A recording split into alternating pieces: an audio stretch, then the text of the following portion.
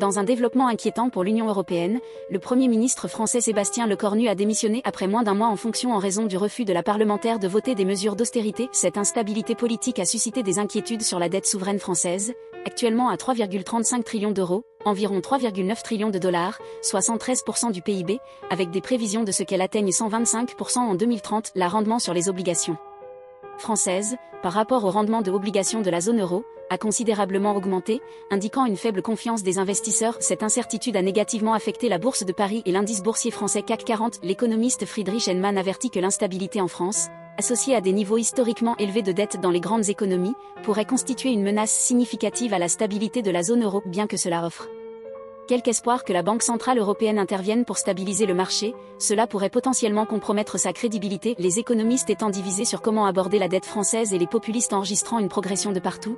L'économiste Andrew Cunningham voit les risques pour les marchés européens comme gérables pour le moment. Toutefois, une crise en France pouvait avoir des implications importantes pour l'UE, potentiellement mettant en question la viabilité du projet européen lui-même. En conclusion, l'instabilité politique actuelle et les niveaux croissants de dette en France constituent une menace significative à la stabilité de la zone euro et à l'Union européenne elle-même. La situation souligne l'urgent besoin de réformes et de discipline fiscale dans les économies majeures de l'Europe.